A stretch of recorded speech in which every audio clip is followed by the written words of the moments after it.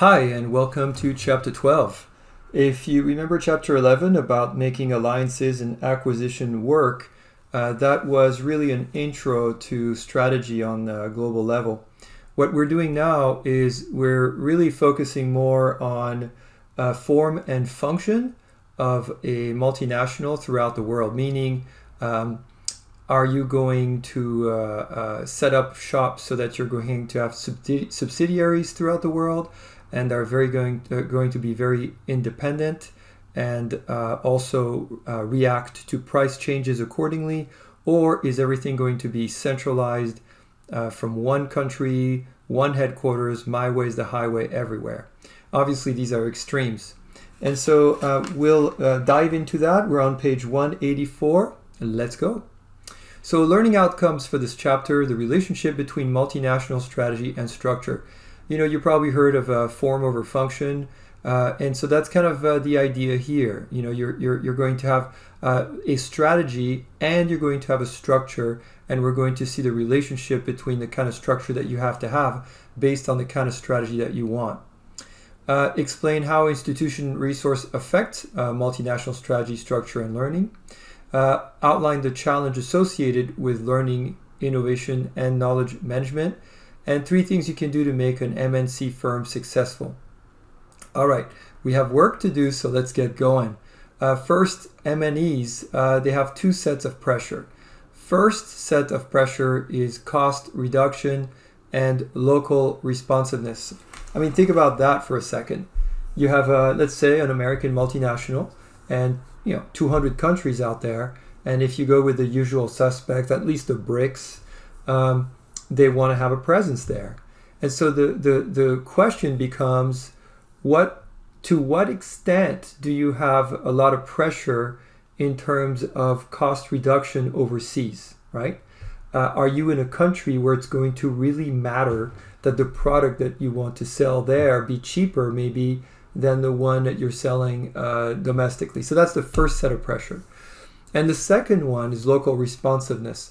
This one, the easiest way to think of local responsiveness is it going to be have it my way or have it your way, right? Have it my way is one size fits all. I'm going to sell a Big Mac. It's going to be the same Big Mac everywhere in the world. Or is it am I going to have to adapt? Obviously, the Big Mac can't be the same all around the world. Obviously, India, you can't sell beef there. So you're going to need to respond to the local demand. What we're going to learn is that if you have to modify your responsiveness and even the cost reduction, all those things are going to, anytime you do something differently than what you're doing back home, it's going to add cost. We'll look at integration responsiveness framework. That's going to be the heart of this chapter. M&E management framework for simultaneously dealing with the pressure for both global integration and local responsiveness. A bit of a mouthful. What they say, a picture tells 1,000 words. There's the picture right there. So this is what we're talking about, the integration responsive framework. And if you look at X and Y, you have pressure for cost reduction here, high, low, pressure for local responsiveness, high, low. Notice that when I talked earlier about form versus function, there's your strategy. And so you always go with strategy first, and in terms of function, the function will follow the strategy. And so the pressure for cost reduction, if it's low, they don't really care actually what the price is, they just want it. And the pressure for local responsiveness is low. Well, congratulations, home replication strategy. I always use the example of Rolex, right? People who buy Rolex throughout the world are just going to buy a Rolex. Do they know it's going to be expensive? Yeah. Do they care about getting a discount? No, it's the status symbol. So the pressure for reduction in price is low. And in terms of the responsiveness, I can't imagine Rolex going to Brazil and having like a soccer theme on the Rolex just because the Brazilians love soccer. So again, not too worried about pressure for local responsiveness with Rolex. it's going to be the same old Rolex no matter where you go. So low and low for Rolex, home replication strategy. They can have international division if that's what they want. Anyway, just giving you an example. On the polar opposite of that, the global matrix is what you're going to need to have for a transnational strategy. So just kind of giving you a little bit of an intro there. Let's get going. So choice number one, the home replication strategy. For each of these, I think is really important that you have handy your book right there, page 186, as I go over this, because it's the best way to do this is for you to have this graph handy. And so again, starting with the first one here, we're talking with the strategic choice of home replication strategy. So that's going to be low, low. That's where we're starting, right? Emphasizing replicating home country-based competency in foreign countries. And so again, low, low. Then we can maybe spruce things up a little bit, spice things up a little bit, and say, well, what about if we kept the pressure for cost reduction low, but in this, now they wanted their way, right? The locals wanted their way, not my way. So now I'm going to go with the localization multi-domestic strategy, right? Now I focus on numerous potential foreign countries, each of which is regarded as a standalone local market worthy of significant attention and adaptation.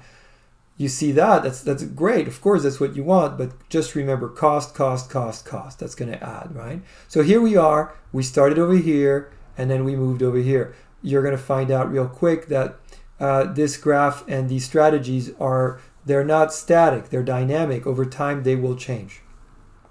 All right, let's see what's on top. So now that we covered low pressure for cost reduction, let's go with high pressure for cost reduction. Starting with high pressure for cost reduction, low pressure for local responsiveness, top left. And that's going to give us global standardization strategy. Relies on the development and distribution of standardized product. Remember why? It's standardized product because there's low pressure for local responsiveness. So whatever's going to be here can be standardized, right? And so standardized product globally to reap the maximum benefits from the low cost advantage. So this is again, it's still going to have it my way, but their price, right? I can't sell it the price that I want. I have to sell it the price that they want. And then lastly, this is where at the top right now, high and high, right? High pressure for cost reduction, high pressure for local responsiveness is going to yield the transnational strategy. And so what we're going to have here is we want endeavors to be cost efficient, locally responsive, and learning driven around the world. So have it their way and have it their price. And so again, that's the whole enchilada right there. Now that we've done that, let's dive a little bit further into the strategic choices.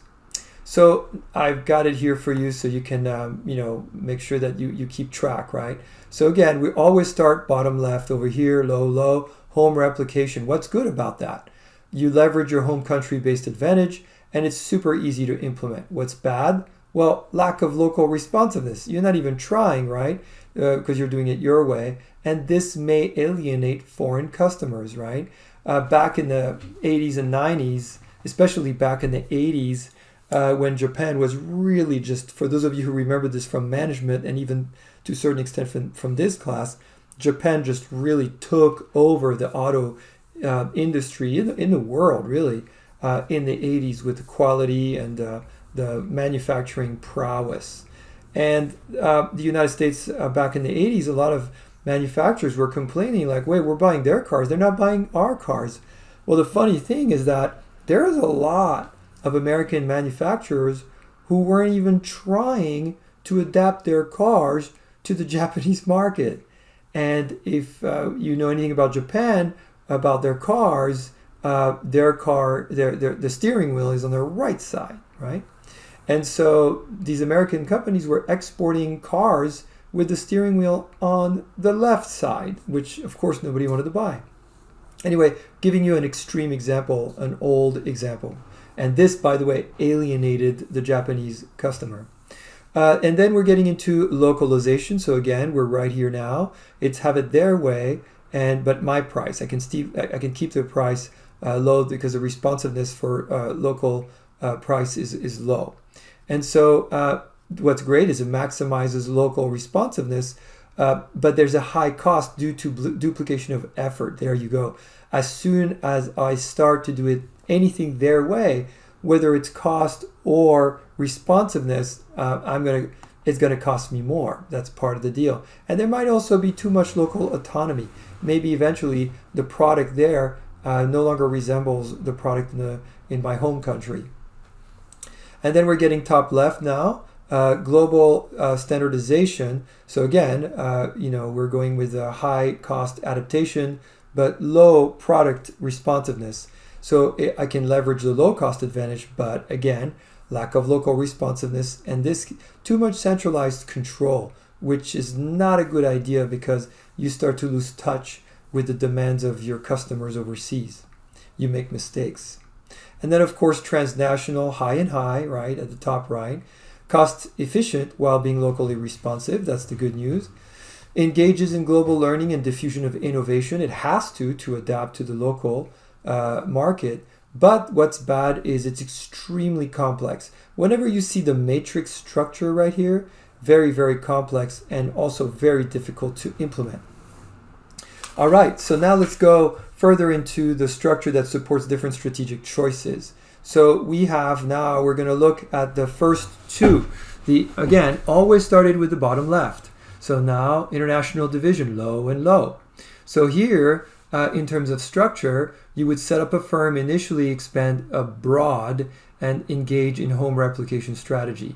Your foreign subsidiary manager are not given sufficient voice. Why? Because they have to follow whatever the home country is telling them to do. I know that this was true of Hyundai for a long time. Hyundai in their headquarters in Irvine was very much towing the line with headquarters in Japan. And there was a complaint that American managers at Hyundai didn't have voice because they had to do what Korea. They had to do what the headquarters out of Korea was telling them to do. Serves as a silo whose activities are not coordinated with the rest of the firm. Every time you see silo, that's usually not a very good thing. And then we're getting into the geographic area structure. So now, high responsiveness and low pressure for cost reduction, right? So we're talking about localization strategy, and geographic area is how we're going to enforce that strategy. And so organizes the M&E according to different countries or region.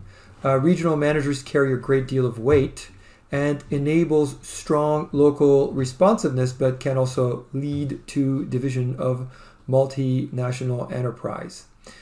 So now that we've done that, let's look at the other two. So global standardization strategy, top left, right? So remember that pressure for cost reduction is high. They want to pay the price that they want to pay, but I'm allowed to have it my way in terms of responsiveness. So assign global responsibilities to each product division. Respond to cost efficiency because it's up there. Reduces inefficient duplication in multiple countries. Why? Because have it my way.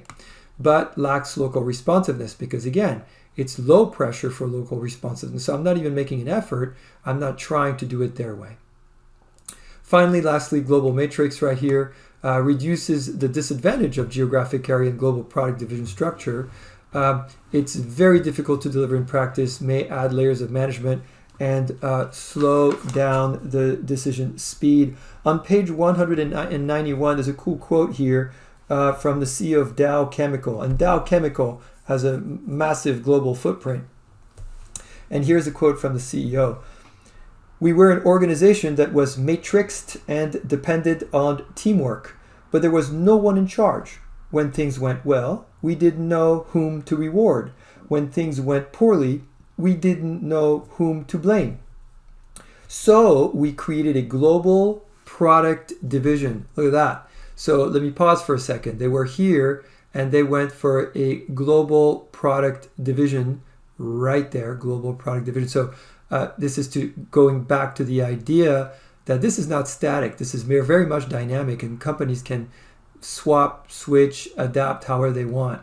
So in this case, Dow Chemical went over here top right and moved top left, right? So let me keep going here. So we created a global product division structure and cut layers of management. There used to be 11 layers of management with the global matrix structure at the lowest level. Now there are 5.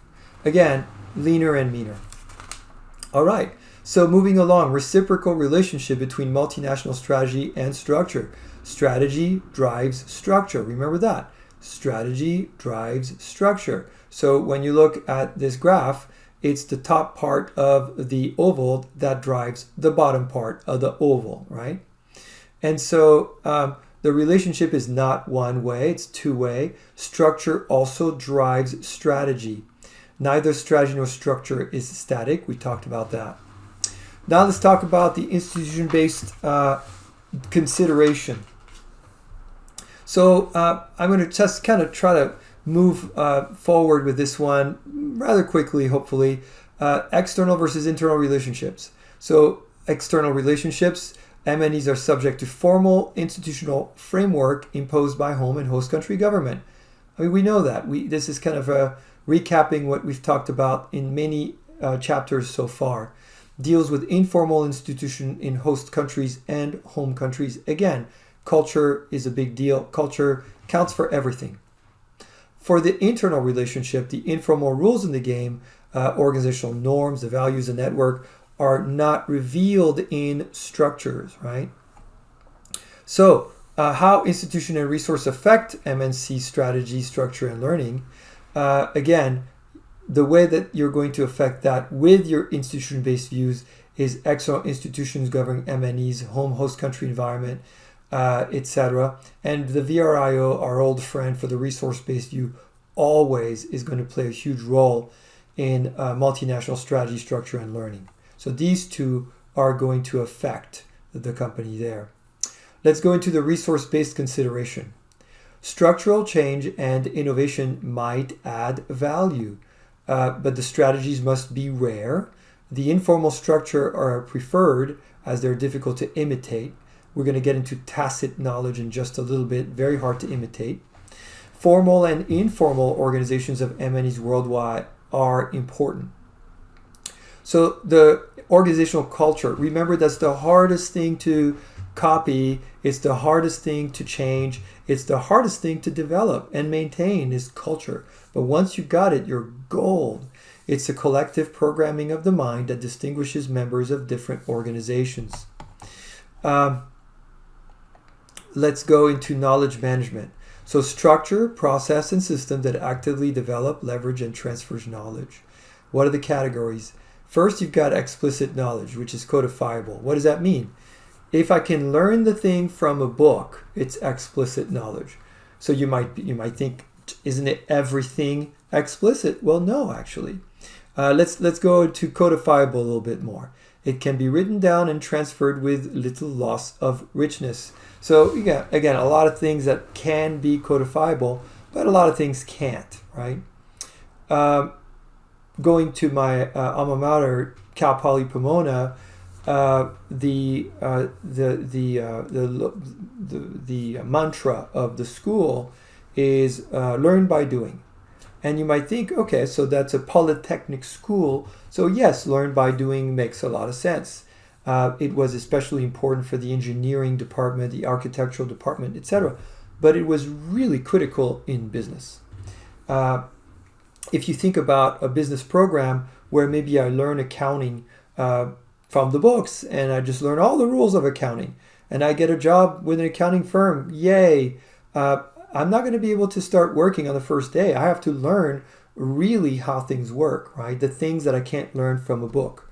The beauty about Cal Poly is the business department, because of Learn by Doing, we had so many applications.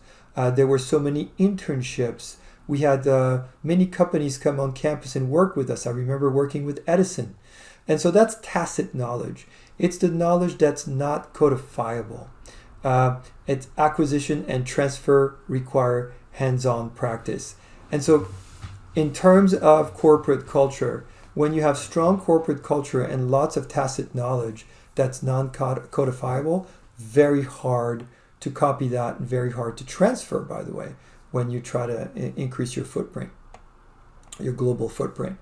Knowledge management, 4 times of MNC, so home replication, localization, global, and I'll have you guys just read that on your own. You should familiarize yourself with it because it'll help you kind of wrap your head around what these corporations are doing. Home replication, Harley Davidson, it's going to be have it my way. People all over the world are buying Harleys because they're American, they're loud, they're obnoxious, very, very in-your-face American product. And so that's going to be it. Same, with Apple, Carrefour, which is a French hyper center with a global footprint, Starbucks, you get the idea.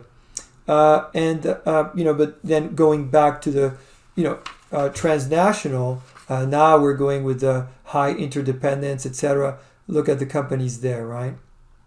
Tata Motors, undoubtedly, you already know Tata. You don't know that you know, but you know Tata Motors.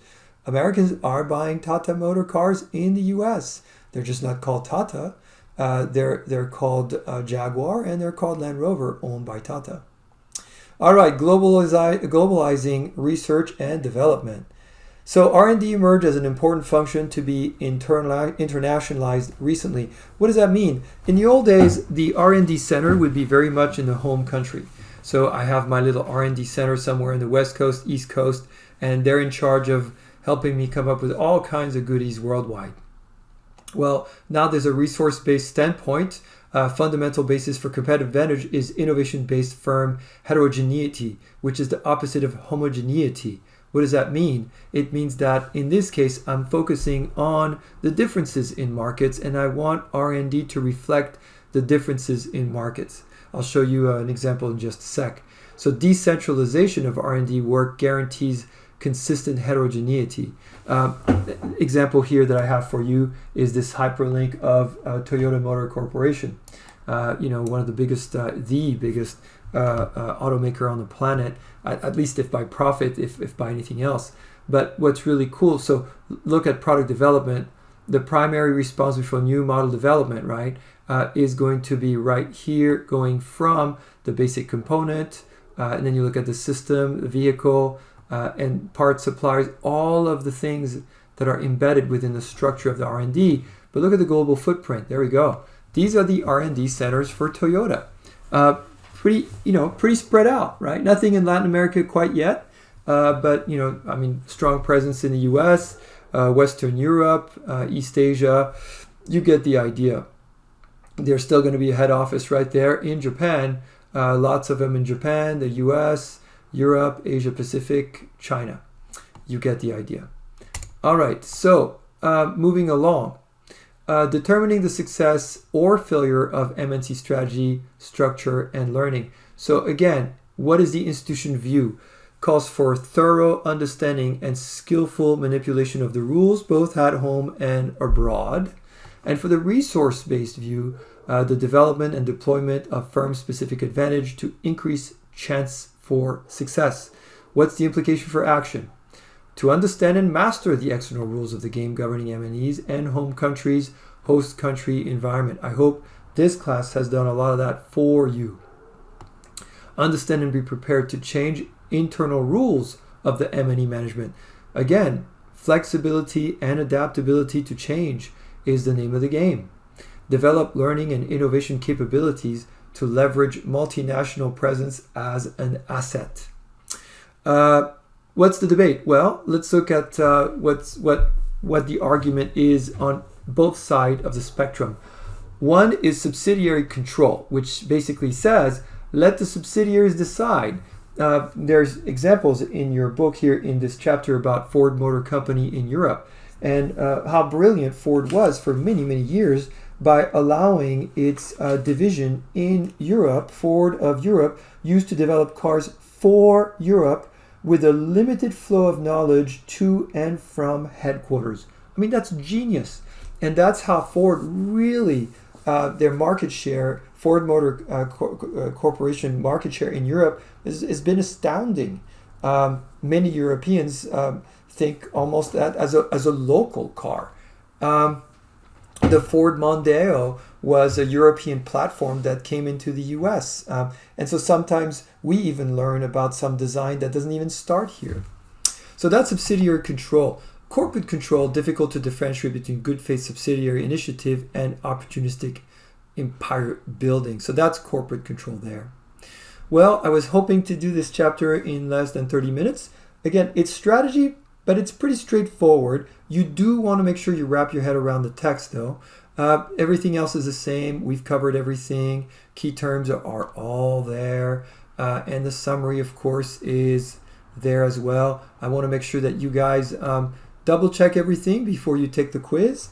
And I'll see you on the next chapter, chapter 13, Managing Human Resources Globally. See you then.